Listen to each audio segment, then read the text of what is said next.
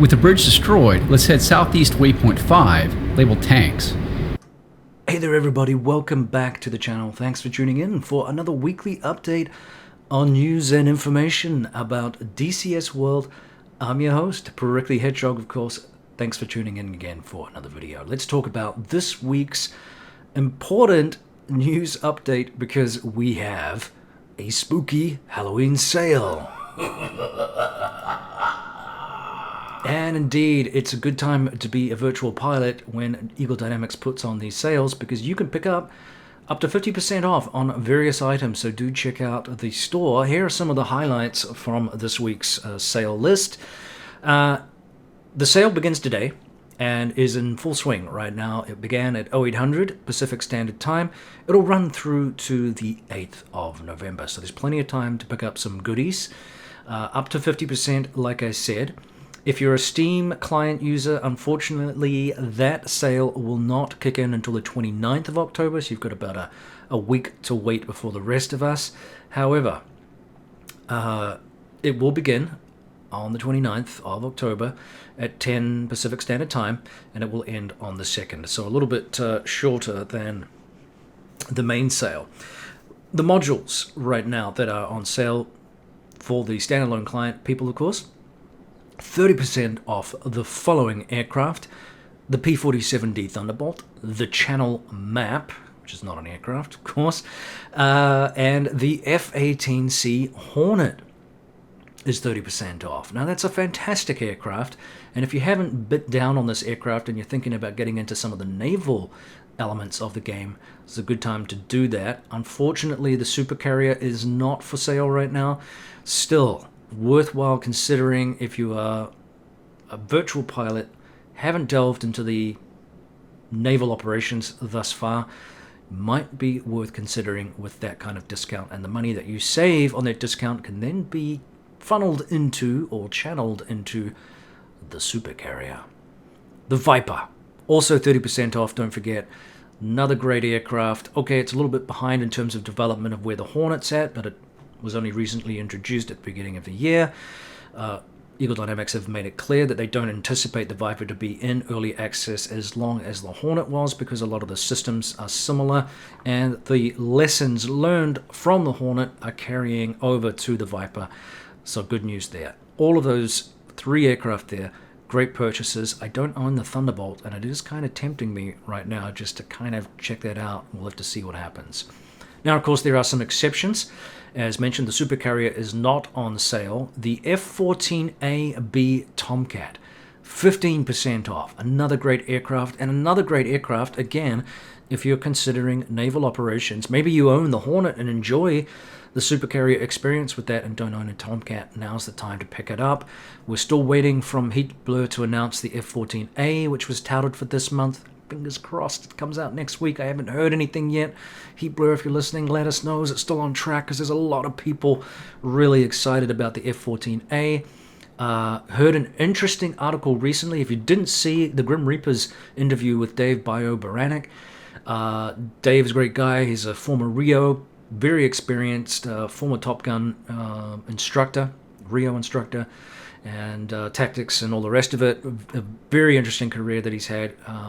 One of those few guys that had to eject from an aircraft as it bounced down on the aircraft carrier and suddenly found himself having to pull the ejection handle.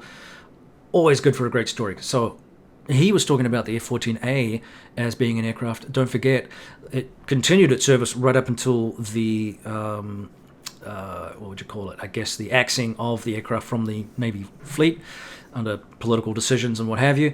But the F-14A was also capable of bombing, and that was actually something I was unaware of. I know we talk about the F-14B being the Bombcat, but the F-14A was actually capable of air-to-ground operations as well. So he flew the A right throughout his career. So great interview if you didn't get to see it. If that one's too long for you, it is kind of a long interview.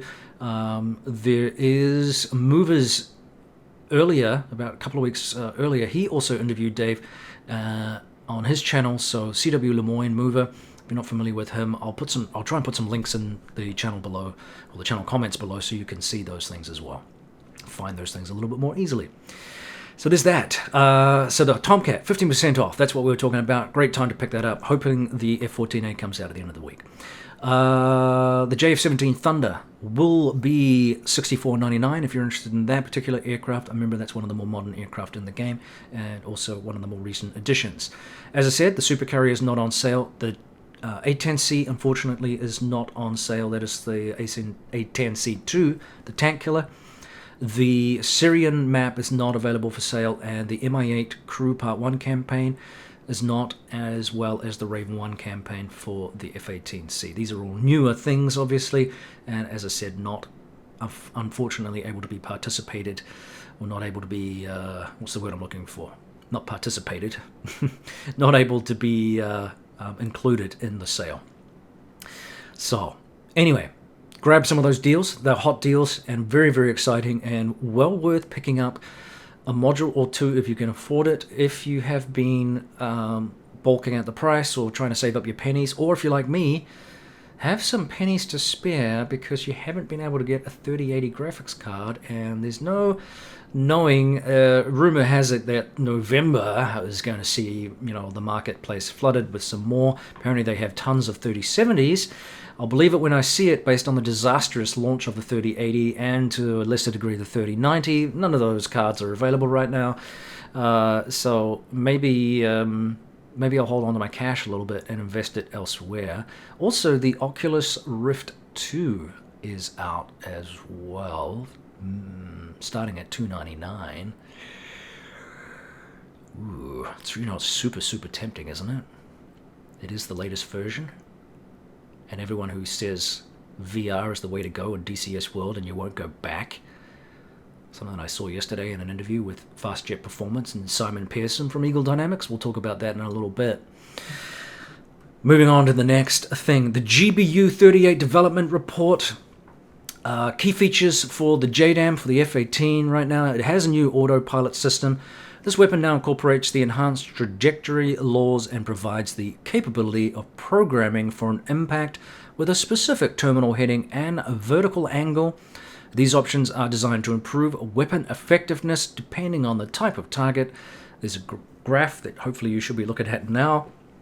It demonstrates this effect. As you can see, the blue dot represents the target and the red line is the bomb path. The desired effect of this terminal vertical angle is to overcome the aerodynamic restrictions, precise impact points. Therefore, as a result of aerodynamic restrictions, I can't say that. Let me start that again. Due to aerodynamic restrictions, precise impact points are not always possible. I've been talking too much today, a lot going on at work. In this case, the JDAM uses an algorithm to check the impact heading and vertical angle. If the check indicates a noticeable miss, the algorithm will seek for conditions that will allow for an on-target hit. In addition, to reduce the probability of a near miss and to improve ballistics penetration, the autopilot will command a zero angle of attack during the last seconds of flight, making sure that it goes through the target, whatever is protecting it, and basically hits the target at terminal velocity to ensure a hit and at least hopefully a kill as well. All right, so enough on that. That's really cool that they've created the algorithm to recreate that particular weapon's features. That's a nice, again, just another one of those little things that Eagle Dynamics does quite well when it comes to attention to detail and mimicking some of the things that you would expect, which is really cool. So, the Viper. Now, I know a lot of us have talked about some issues with the air-to-ground missiles for the Viper. In this case, we're talking the AGM-65. They are working on some updates here. They've encountered a target lock issue with objects in close proximity to the desired enemy. Symbology errors on the WPN page will be fixed in the next update. The seeker depression angle markers are currently being adjusted, as well as the sensor of interest, or the SOI. Now, in the next open beta update, the addition of the, I think it was the Boresight GT option and uncageability will be added, as well as the LOS handoff indication on the HUD. That can also be expected to be released, hopefully in this next update. The possibility to engage target lock with 2 missiles prior to launching, so you can get a double fist, if you like, or a 2-shot on a single target. Prior to launching, the first will also become available. It will be possible to ripple fire 2 locked-on missiles with the RP2 option. So therefore, if you think the target needs more than one missile, you can double down, as the Americans say, on your target and ensure that it's going to get a kill. It's not going to damage the tank or the target. It's sure to kill it, hopefully. So they're also working on the TMS right recommand handoff. And that pretty much brings us to the end of this week's newsletter, which is exciting. Really good details there, and of course, really good sales. So don't miss out. Gather ye aircraft while ye may. If you were around yesterday, Tim Davies, who is the owner of the Fast Jet Performance channel, he's been running that for several years now. I only recently discovered that when he started flying DCS. Obviously, it popped up in my YouTube feed, and I'm like, who's this guy? He had a great live interview yesterday with Simon Pearson, who's one of the business developers for Eagle Dynamics. It was a very casual interview. Obviously, they know each other pretty well. They're both former pilots. And so they were swapping stories and exchanging pleasantries and all the rest of it. Now, it was another one of those, the future of DCS interviews. I didn't see all of it, in fairness. There was a chunk that I missed at the very beginning. No major surprises in terms of looking as to what happened, is going to happen, and where things are at. So some of this has already been covered. But it was worthwhile having a look. So do check that out if you're looking for some other information about DCS World. There were some people that were critical about it on Facebook. I heard some people saying things like, well, he should be fixing bugs and not doing, hours-long interviews. But of course, part of the outreach of any business is also PR and stuff like that, so that the public, if you like, or the supporters of the game know exactly where Eagle Dynamics is headed and whether or not it's worth my time to stay invested in this particular franchise, because there are, let's be real, a plethora of games out there, and all of them are vying for our time. It's pretty clear that most flight simulators, especially in this genre, are pretty passionate about what's being achieved, what's being worked on. A couple of takeaways. Obviously, the Phantom 4 came up as a discussion. Simon Pearson, expressed a lot of enthusiasm for that particular airframe.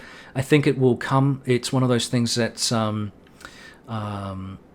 being worked on. The problem, of course, it is a two-seater aircraft, which is not typically what Eagle Dynamics works on, but it is something that is in the pipeline.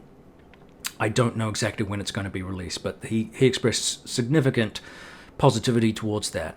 There were some other aircraft that he mentioned. Basically, what we know is that this quarter, hopefully before Christmas, they're going to release the Mosquito, which we knew about, and I think we're excited about that. That's going to be a popular World War II bird, of course.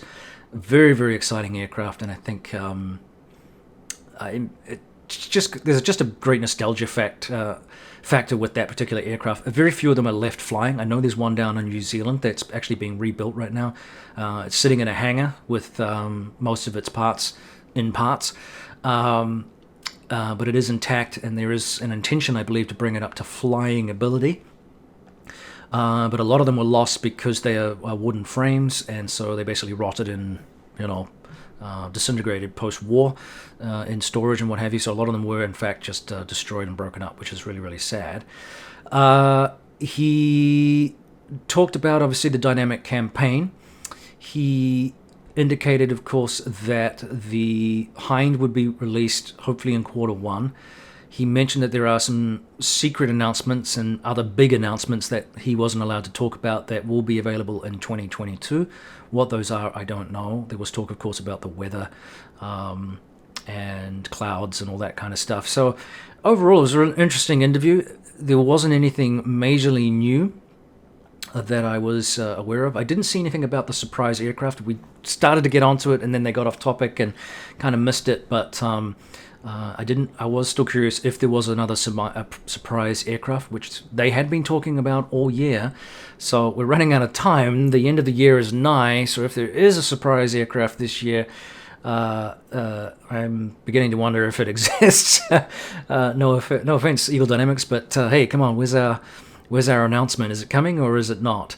I'm still waiting, of course, for the F-14A. I haven't seen anything more yet from the developers, Heat Blur. So we'll have to check into that again one more time, bring you an update. I'm very looking forward to that. I will bring you more news on individual things that I am aware of. It's hard to keep abreast of everything going on right now with all the different channels covering things and people covering different angles. There's a lot of news out there, so I don't always get everything. So if you hear something that's worthy of discussion, either with a third-party developer or some other thing that I should be aware of that needs to be discussed, or that you want to bring up in the comments below, then do that. I love the discussion. I love the feedback, and I love the support for the channel. It keeps it chugging along, as I always say. So we'll wrap this up now. Stay tuned for more, like I said. Thanks for tuning in again for the weekly update. And as we wind on down here to winter, which is really kicking in this week in Minnesota, we actually had snow. We had record snow this week in Minnesota, which is unbelievable. I think we had about 8 or 9 inches of snow where I was in October, which is pretty phenomenal. And hopefully that will mean with the snow and the cold, I'll be bringing you more videos when I can, because I won't be so embedded with other projects. But we'll see what the wife says. The wife has to say in these things. You'll understand if you have a wife.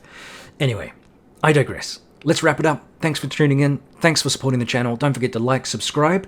Stay safe out there, everybody. We're coming up to Christmas. We're coming up to the end of this horrible 2020 year, and hopefully 2021 will be a little bit brighter for us. Carry on flying. Take care. This is Prickly Hedgehog out for another week. We'll see you next week, if not before. Bye, guys.